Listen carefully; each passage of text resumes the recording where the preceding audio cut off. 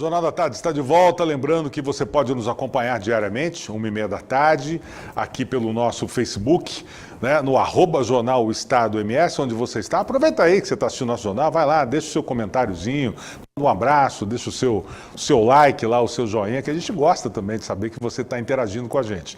E você também pode acessar o nosso portal lá no www.oestadoonline.com.br.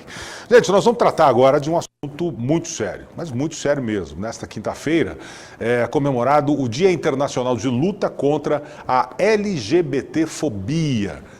Uma data para celebrar aí a diversidade e também contra todos os tipos de preconceito, que é uma missão urgente no Brasil, considerado um dos países que mais discrimina os LGBTs e onde pessoas LGBTs mais morrem assassinadas aqui, se considerarmos todas as Américas. Isso de acordo com o relatório da Associação Internacional de Lésbicas, Gays, Bissexuais, Transgêneros e Intersexuais. O país também é o líder em assassinato de pessoas trans no mundo todo. De acordo com as estatísticas, a cada 19 horas, uma pessoa LGBT é morta no país. No ano passado, 445 pessoas foram mortas no Brasil por serem LGBT. A data aí é uma referência simbólica dessa luta pelos direitos LGBT, uma vez que coincide com o dia em que a Organização Mundial da Saúde, a OMS, deixou de considerar a homossexualidade como uma doença. E para falar sobre esses assuntos, sobre essa celebração, mesmo simbólica, nós trouxemos aqui aos nossos estúdios a Katiúcia Kinchev, ela é psicóloga e psicanalista, e conhece profundamente esse meio, esse mundo, vai poder falar para a gente. E eu queria saber, Katiúcia, boa tarde, primeiramente. O Brasil é um país considerado caloroso, um país aberto, um país muito hospitaleiro e tal, mas a gente carrega essa marca negativa de ser um país onde mais se matam pessoas LGBT. Por que essa discriminação ainda acontece? Bom, Og, boa tarde a todos. Primeiro gostaria de agradecer a oportunidade de estar aqui falando para essa mídia que é tão ampla, a internet.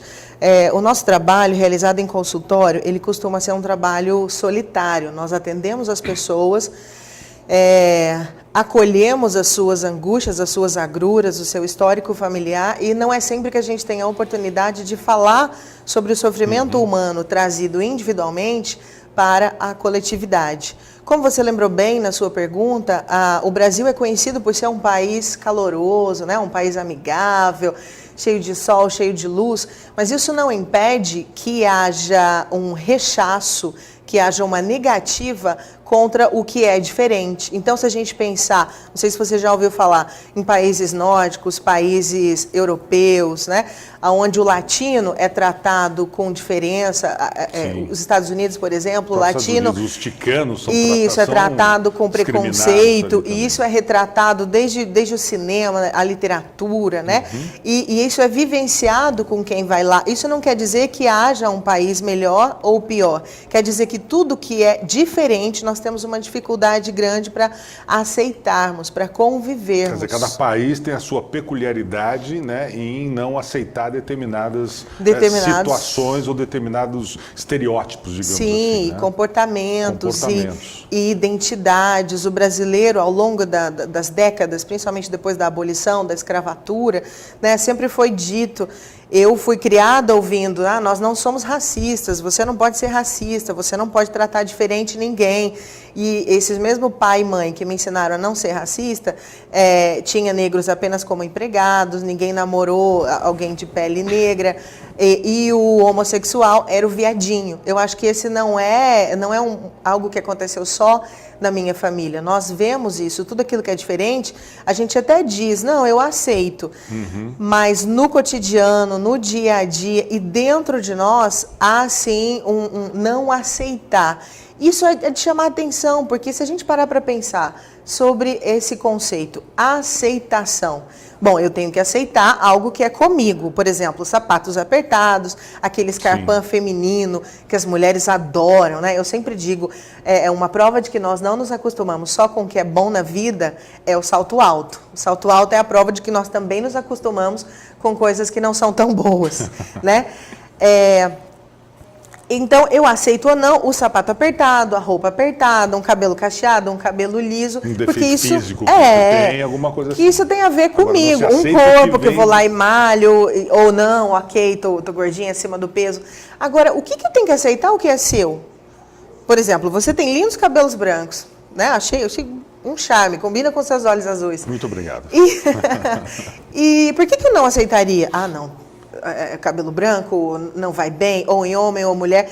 Então, essa coisa de aceitar a sexualidade do outro, o desejo do outro, por que cabe a mim? Por que eu tenho que discutir isso na minha família? Não, senão nós não vamos aceitar isso e criar daí uma guerra interna, ou pior, uma palavra que está muito na moda, um ranço.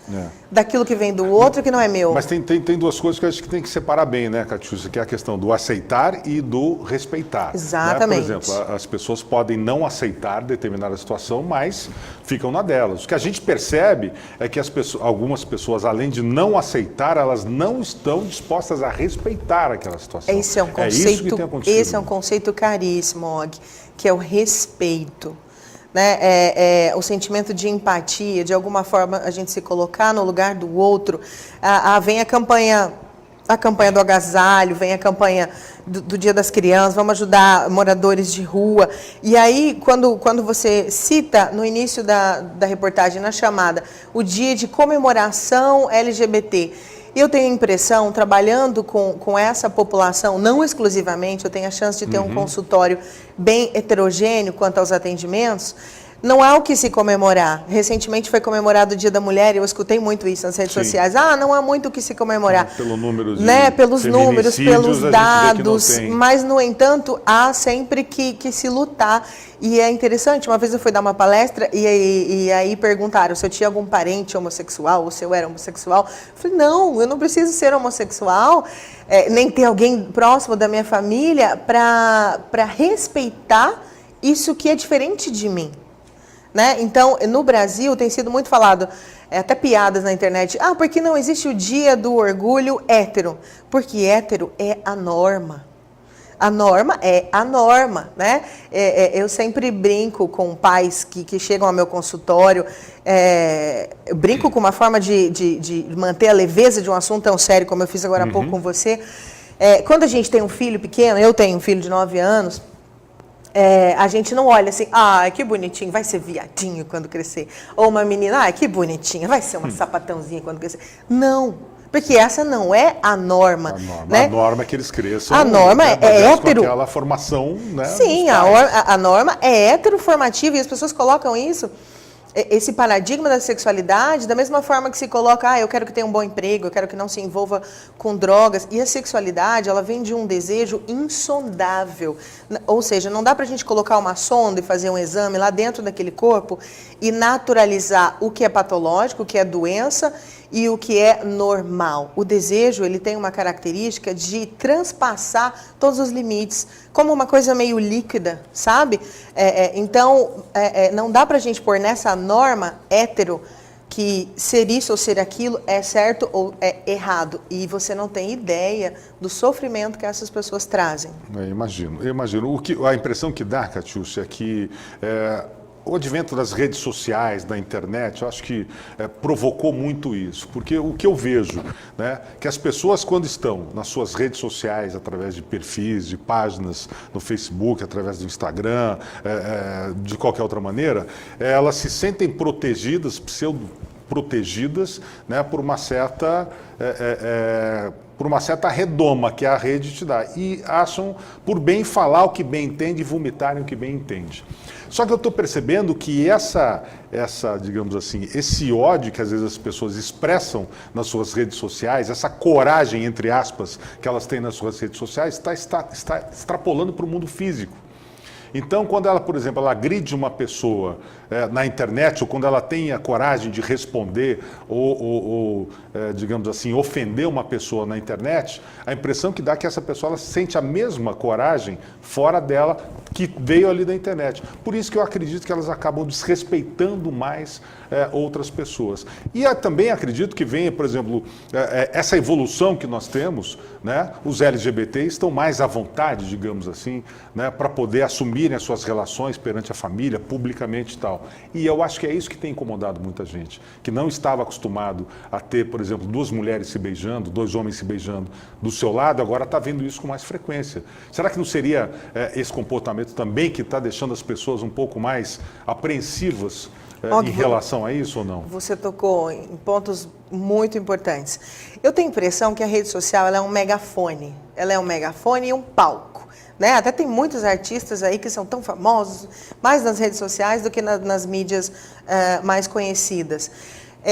Os homossexuais, eles de alguma forma se ajuntaram em grupos, né? Em grupos. Isso começou há décadas atrás, até para saídas, programas sociais. E a capacidade de agrupamento humana, ela é muito antiga, ela vem lá das tribos, né? Tribos que começaram a cozinhar com fogo, tribos que começaram em laço matrimonial. Então, o comportamento humano, a gente chama isso de identificação. Nós nos identificamos com determinados grupos. Então, assim como os homossexuais se agruparam, e aí, ao longo dos anos, todas essas terminologias, né, essas letrinhas agrupadas, tem hora que entra o I, tem hora que sai o S, né? Nessa luta de construção do conceito de identidade, e essas letras são apenas conceitos, as pessoas mais ruidosas ou mais raivosas, que no século passado funcionava como aquela vizinha que só falava para outra vizinha, sabe aquela fofoca ardilosa? Sim, aquela fofoquinha de muro, aquele comentáriozinho ácido. Agora ela não vai para a vizinha, ela vai para as mídias sociais com o seu grande megafone e com o seu palco. E agora a plateia... pelo distanciamento das pessoas, né? eu sempre falo, às vezes a pessoa tem uma reação com um comentário colocado na internet que ela não teria com você na fila do supermercado. Sim, de maneira alguma. É algo animalesco. E aí a gente se pergunta, eu sou questionado sobre isso, é algo novo na sociedade, essa agressividade, essa animosidade nos comentários, nas mídias sociais? Não. É que hoje os holofotes estão voltados para esses comentários ardilosos da vizinha. Isso tem ganhado cada vez mais público, isso tem formado uma identidade reacionária, portanto uma identidade extremamente violenta. Isso reflete nas manifestações, por exemplo, aqui em Campo Grande, Mato Grosso do Sul, nós não temos muitas manifestações de rua. Agora, uma das maiores capitais do país, como por exemplo São Paulo, eu já presenciei algumas, quando há manifestações de rua, as pessoas às vezes partem para o corpo a corpo. Sim, e isso vem das ideias. Então aquela ideia que a gente falou anteriormente sobre o brasileiro ser um povo pacífico, um povo acolhedor, também faz parte de uma identidade que está caindo, né? Então, o ser humano é volátil, o brasileiro também é conhecido por se adaptar. Então, eu tenho a impressão que da mesma forma que nós brasileiros fomos nos adaptando a um determinado processo de silêncio quanto ao sistema escravagista, sistema trabalhista e agora as questões de gênero, a sociedade, essa comunidade que está vindo é uma comunidade um pouco mais falante, ruidosa e reacionária. Você já percebeu que às vezes os comentários a pessoa não leu a matéria. Sim. E ela já reage de acordo com seus preceitos. Se inteirado completamente. E paradigmas pessoais. Sim, né? Claro. É um grande problema. Com tudo isso, a gente percebe que a sociedade brasileira ainda é uma sociedade racista, né, que ainda discrimina muitos outros, digamos assim, né, diferentes, digamos assim, né, como você colocou. E a gente precisa mudar isso, né, Catiúcia? Não dá para viver mais uma sociedade assim, né? Isso vem de casa, vem com aquele bate-papo do almoço, vem com a nossa posição pessoal e principalmente colocar isso no lugar do outro. Essa palavra... É mais correta, posicionamento. Simplesmente, parece muito simples dizer isso, mas é muito difícil a gente pensar sobre o olhar do outro. Mas esse exercício, porque eu acho que eu sou otimista nesse ponto, eu acho que o amor ele é capaz de fazer uma uma bordazinha, como um poço. Porque o buraco está aí, ó, a diferença existe. Não tem como a gente dizer que todo mundo é igual, não, a diferença existe. Tem países que nem água tem, e a gente, é verdade, né, tem inúmeros temas para discutir. Agora, o amor, ele consegue ser uma espécie de borda em volta desse buraco aí. Tem que fazer fluir, esse amor é que tem que transbordar. Exatamente. Catiúcia, obrigado pela tua participação, né, por esses esclarecimentos para a gente, e esperemos que a nossa sociedade com esse tipo de coisa mude um pouco e perceba que somos todos iguais ao olhar de Deus, ao olhar, né, de quem quer que você tenha como, né, como mantra, como mente, como seguidor. Catiúcia, obrigado. Obrigada a vocês. Um abraço. Por aqui. Bom, nós vamos dar uma olhadinha agora no nosso Tá na Web, né? Aquele quadro que mostra os vídeos que estão fazendo sucesso aí nas redes sociais. E esse de hoje, além de estar causando aí o maior furor nas redes, no WhatsApp principalmente, pela peculiaridade, né? Ele vai... Bom, eu não vou nem comentar muito aqui, vamos só dar uma olhada no depoimento da mulher que compartilhou o vídeo e na sequência vocês vão ver o que aconteceu. Vamos lá.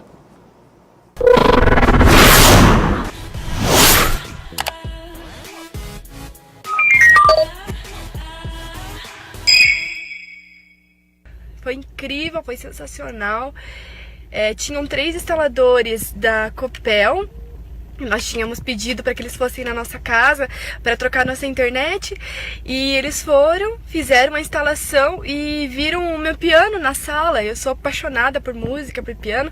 Eles viram meu piano na sala e um dos meninos perguntou pro meu marido que estava lá se ele podia tocar um pouquinho, porque ele gostava, ele achou bonito. E meu marido falou, pode sim, fica à vontade. Toca um pouquinho lá, né, fica à vontade, vamos ver. Quando esse menino pegou o piano e começou a tocar, foi a coisa mais incrível do universo. E eu cheguei na metade da música e quando eu abri a porta da minha casa, eu dei de cara com tudo isso que vocês vão ver agora no vídeo.